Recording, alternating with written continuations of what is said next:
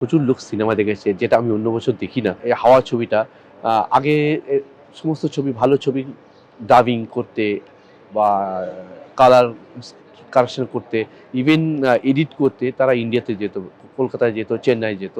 কিন্তু এই ছবিটা পুরোটাই বাংলাদেশে হয়েছে। এটা দেখে খুব ভালো লেগেছে। বাংলাদেশে কিন্তু সিনেমা শিল্পটা অনেক বড়, অনেক উন্নতি হয়েছে। অনেক ভালো, ভালো সিনেমা তৈরি হচ্ছে।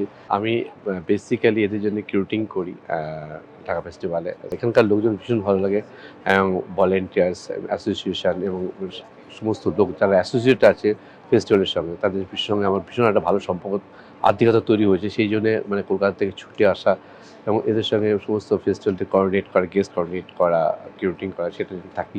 আর সার্বিক প্রাপ্তি বলতে কিন্তু বলতে পারেন যে এই এত ভালো একটা ছবির প্যাকেজ তৈরি করে সবাই মিলে, সেটা বড় প্রাপ্তি। মানে ধরুন আমি কিছু ছবি পাঠালাম, বা ওরা অন্যরা কিছু ছবি পাঠালো।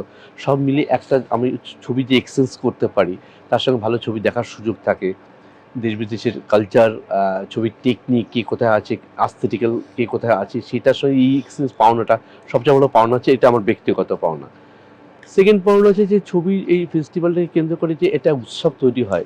মানুষের একটা মিলন হলো। মানুষের একটা দেখা সাক্ষাৎ, এক্সচেঞ্জ, মনের কথা আদান-প্রদান হয়। সেটা অনেক বড় এসেনশিয়াল। এটাই বড় পাওনা। যে মানুষের মধ্যে মানুষের একটা ওই মিল তৈরি করে, কোথাও একটা ব্রিজ তৈরি করে ফেস্টিভ্যালকে কেন্দ্র করে। সেটা বড় পাওনা। এবারে ধরুন স্ক্রিনিং সংখ্যা কমে গেছে। যেমন পাবলিক লাইব্রেরিতে আমাদের নেই। তারপরে ধরুন সকলেই যে এই ফেস্টিভ্যালকে কেন্দ্র করে যে আড্ডার যেটা প্রথমে বলছিলাম যে সবাই আসা, সেই জায়গাটা একটু কমে গেছে। এখানে যে ফেস্টিভ্যাল যে অফিসটা করা হয়েছে সেটা সাইজে ছোট হয়ে গেছে। যার ফলে একটু লোকজনের বসার জায়গাটা কমে গেছে, আড্ডাটা যেটা হয় সেটা কমে গেছে। কিন্তু স্ক্রিন হলে আমি আজকে খুব গেছিলাম শিল্পকলা ভবনে গেছিলাম, সেখানে ৩ টে স্ক্রিন আছে, সেটা ভালো ব্যবস্থা হয়েছে। সামনের বছর হয়তো ওই থার্ড অডিটোরিয়ামটা অনেক রেডি হয়ে যাবে, আরও ভালো জায়গা তৈরি হবে। সেই দিক থেকে কিন্তু ভালো, বেশ ভালো। আর সেকেন্ডলি ন্যাশনাল মিউজিয়ামের ভীষণ ভালোভাবে অ্যাকসেপ্ট করেছে লোকজন। প্রচুর লোক সিনেমা দেখেছে, যেটা আমি অন্য বছর দেখি না। এবছর কিন্তু দর্শক সংখ্যা অনেক বেড়েছে সিনেমা দেখার, যেটা বিশেষ দরকার। মানে কি, সিনেমাটা তৈরি, ফেস্টিভ্যালটা তৈরি করে দর্শকদের জন্যে, ঢাকার দর্শকদের জন্যে, স্টুডেন্টদের জন্যে। সেইটা কিন্তু এবার অনেকটা রিচ করা গেছে। শুধু তবুও বলব যে আমি যারা ফিল্ম স্টাডি করে যারা দর্শক, তারা আসুন। আপনাদের জন্য বিশেষ করে ছবি তৈরি করা, এই ফেস্টিভ্যালটা তৈরি করা। আপনারা ছবিগুলো দেখলে এবং ছবি দেখার পরে যারা মেকাররা থাকে, তাদের মেকারদের সঙ্গে আপনি কথা বলতে পারবেন, রিজন জানতে পারবেন। আপনার আর্গু থাকলে আর্গু করতে পারবেন। আপনার কিছু জানা থাকলে আপনি বলতে পারবেন, শিখতে পারবেন। তো সেটা কিন্তু অনেক শেখা ফিল্ম মেকারদের কাছে অনেক বড় পাওনা। তো আমি বলব যে স্টুডেন্টদের, বিশেষ করে ফিল্মের যারা স্টুডেন্ট, এতগুলো ইউনিভার্সিটিতে আমি জানি যে ৪-৫টা স্টুডেন্ট ইউনিভার্সিটিতে ফিল্ম নিয়ে পড়াশোনা করা হয়, মাস কমিউনিকেশন নিয়ে পড়ানো হয়। আপনারা হয়তো এখান থেকে পড়াশোনা করে দেশ-বিদেশে ভালো কাজ করবেন, দেশে ভালো কাজ করবেন। তো এটা করলে কিন্তু আপনার আরও বেশি সাহায্য করবে আপনাদেরকে। এবং আনন্দের সঙ্গে জানাচ্ছি, বাংলাদেশে কিন্তু সিনেমা শিল্পটা অনেক বড়, অনেক উন্নতি হয়েছে, অনেক ভালো, ভালো সিনেমা তৈরি হচ্ছে। সেটা অনেক ভালো দিক। প্রত্যেকের জায়গায় প্রত্যেকটা শিল্প প্রত্যেকটা জায়গায়, মানে আমি যদি বলিউড বলেন, হলিউড বলুন, আপনি আমাদের ইন্ডিয়ান, আমরা ইন্ডিয়ান সিনেমা বলতে সবসময় আমরা বলিউড সিনেমা বলছি, মেইনস্ট্রিম হিন্দি সিনেমা বুঝি। কিন্তু এটাকে ছাড়িয়েও কিন্তু অনেক সিনেমা তৈরি হয়। ঠিক আছে? যেমন সাউথের ৪ টা স্টেটে এত ভালো, ভালো ছবি তৈরি করে। তারা কিন্তু বলিউডকে, হিন্দি সিনেমাকে অনেক বেশি বাইট করে চলে যায়। তারা অনেক বেশি মানে অনেক সাকসেস থেকে সরিয়ে দিয়ে দিচ্ছে। তো বলিউডের সিনেমারা কিন্তু এখন ভাবতে শুরু করেছে সাউথ ইন্ডিয়ান সিনেমাগুলোকে আমরা কিভাবে সুপারসিড করব। সেই দিক থেকে আমাদের বাংলা সিনেমা, রিজিওনাল সিনেমা, আমরা বাংলা সিনেমা ভীষণ সাফার করি। কেন আমাদের তো দর্শক সীমিত দর্শক। ১০ কোটি লোকদের জন্য সিনেমা তৈরি করা হয়, সীমিত দর্শক। তাদের জন্য সিনেমা করতে গিয়ে অনেক বিপদে পড়ি। কারণ বাজেটটা বেশি করতে পারি না। কারণ বাজেটটা বেশি না করলে ভালো যে টেকনিকগুলো এপ্লাই করতে পারি না, যেটা বলিউড করতে পারে, সেটা পারি না। সেই ক্ষেত্রে দেখি বাংলাদেশেও সেই অবস্থা, যখন দর্শকটা কমে যাচ্ছে, যার ফলে সেই বাজেটের সিনেমা করতে পারত না। আমাদের ইন্ডিয়াতে, বাংলাদেশের বিশেষ করে বাংলা সিনেমাটা ধরুন ৯৫-৯৬ সাল থেকে একটা নতুন রেভলিউশন তৈরি হয়েছিল। সে আস্তে, আস্তে সিনেমাটি aesthetic পাল্টালো, স্টোরি লাইন চেঞ্জ হতে শুরু করলো। আজকে আপনি ২০২০ তে এসে বা ২৩ এ যে সিনেমা দেখছেন বাংলা সিনেমাটা, তার কিন্তু রেভলিউশন শুরু হয়েছিল ওই 94-95 থেকে। সেম বলতে পারি, এই বাংলাদেশে কিন্তু একটা রেভলিউশন শুরু হয়েছিল 2005-06 থেকে একটা ছোট্ট একটা রেভলিউশন তৈরি হয়েছিল। যার সাকসেসটা কিন্তু এখন দেখতে পারি। এখন কিন্তু অনেক ভালো, ভালো ছবি, যে ছবিগুলো বিদেশের মাত্রায় গিয়ে তারা দেখাতে পারে যে না we are making this cinema. যে আর একটা বাংলা সিনেমা মানে সবাই একটু নাক উঁচু করে তাকিয়ে চলে যেত যে বাংলা সিনেমাটা হয় না। কিন্তু বাংলা সিনেমা যদি দর্শক না থাকে তা ভালো সিনেমা করতেও পারে না, সেটা ১ম বুঝতে হবে। সেকেন্ড কথা হচ্ছে দর্শক কিন্তু মেকার তৈরি করে। আর দর্শক যদি না হয় তাহলে একটা মেকার সাকসেস আসে না। একটা ছবি করার পর দর্শক দেখে তার প্রশংসা হোক বা সমালোচনা যাই হোক না কেন, তাহলে কিন্তু সেই মেকারকে তৈরি করতে আরও বেশি এগিয়ে নিয়ে যায়। যেটা কিন্তু বাংলাতে কিন্তু এখন অনেক ভালো ছবি তৈরি হচ্ছে এবং আমি আরও বেশি খুশি বিশেষ করে এই 'হাওয়া' ছবিটা আগে সমস্ত ছবি ভালো ছবি ডাবিং করতে বা কালার কারেকশন করতে, ইভেন এডিট করতে তারা ইন্ডিয়াতে যেত, কলকাতায় যেত, চেন্নাই যেত।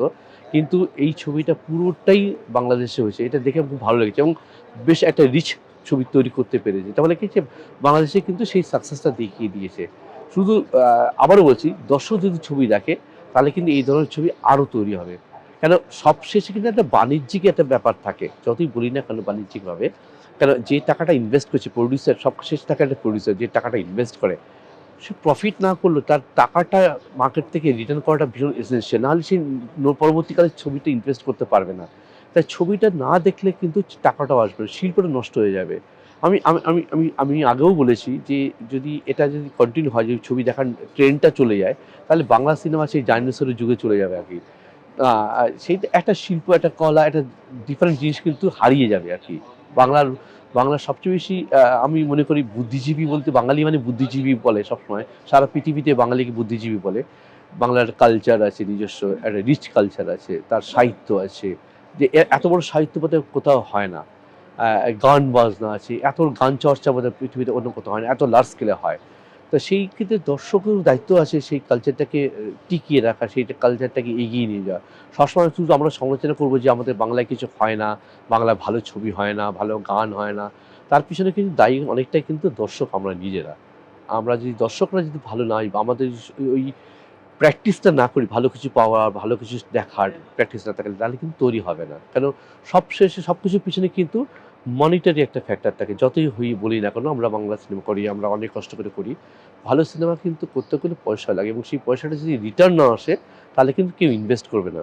আর ইনভেস্ট না করলে ভালো শিল্প তৈরিও হবে না। দেখুন না, এই আর্ট কি কমার্শিয়াল ফিল্মের কোনো সংজ্ঞা নেই, জানেন তো? অনেস্টলি বলতে কি এটা আমাদের তৈরি করা। অ্যান্ড তার জন্য দায়ী অনেকটা মিডিয়া। ঠিক আছে?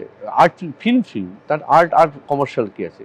আমরা যে ছবি সাকসেস হয় তাকে আমরা কমার্শিয়াল বলি, যে সাকসেস হয় না আমরা বলি। প্রত্যেকটা লোক, যে লোকটা আপনার কথা অনুযায়ী যদি ধরি আর্ট ফিল্ম করে, সেই লোকটাও চায় কমার্শিয়ালি সাকসেস হোক। তার ছবি সবাই দেখুক। যে কমার্শিয়াল ছবি বানানোর চেষ্টা করতে থাকে। একটা কথা হচ্ছে যে আমরা কিছু ছবি শুধু এন্টারটেইন করার জন্য করি। আরেকটা কিছু করি যে শিল্প, নিজের শিল্প সত্তাকে বাঁচিয়ে রেখে পৃথিবীর সামনে তুলে ধরা যে আমরা এই ধরনের ছবি করতে পারি। তো এই বিভাজনটা আমার মনে হয় মিডিয়া তৈরি করে, আর্ট ফিল্ম, কমার্শিয়াল ফিল্ম।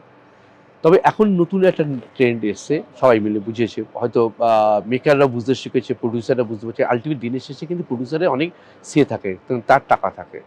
তো সবাই মিলে একটা প্ল্যান হয়তো হয়েছে যে এটা আস্তে থেকে মানে হয় না, একটা একটা একটা ভাবনা চিন্তা আসে যেখানে হয়তো কোনো মিটিং দরকার হয় না, কোনো মনের আদান-প্রদান দরকার হয় না। কিন্তু কোথাও একটা ভাবনা আসে যে আমরা একটা ভালো ছবি তৈরি করব, তার সঙ্গে এটা যে সেল করতে পারি তার জন্য একটা আসপেক্ট তৈরি করব, কমার্শিয়াল আসপেক্ট থাকবে।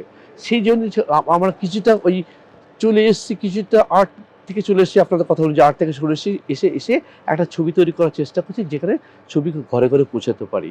কারণ আগে একটা আর্ট সিনেমা বলতে একটা নাকুচু লোকে ছিল, ওই সিনেমা আমরা বুঝি না, আমরা দেখতে পাই না, যাব না। মাস যাবে না। ওই ১০ গুটি দর্শক দেখতে যাবে দর্শক।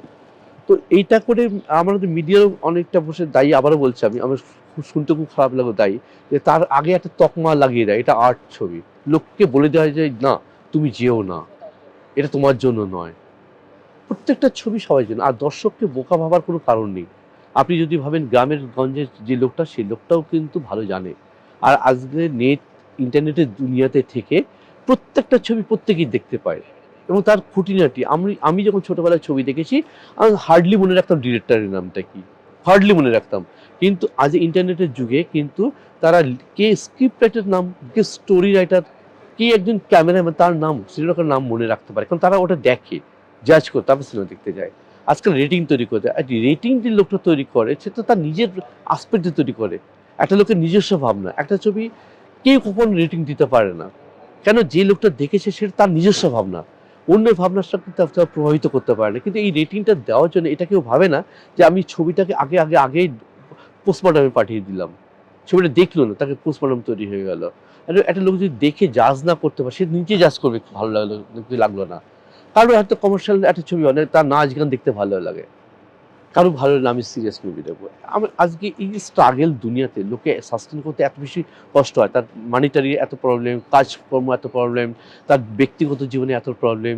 এত কিছু নিয়ে একটা লোক যখন ফ্রাস্ট্রেটেড হয়ে রাত্রিবেলা বাড়ি ফেরে, সে যখন সিনেমা দেখার চেষ্টা করে, সে একটু দাঁত বন্ধ করে কথা বলতে চায়, সে দাঁত বের করে হাসতে চায়। সে কিছু চায় একটা ছবি দেখবো, সাদা ব্রেনটা পরিষ্কার হয়ে যাবে, হো হো করে হাসবো। এটা আপনি কি বলবেন? কমেডি ছবিটাকে কি বলবেন? কোনটা ফেলবেন? আর্টে ফেলবেন?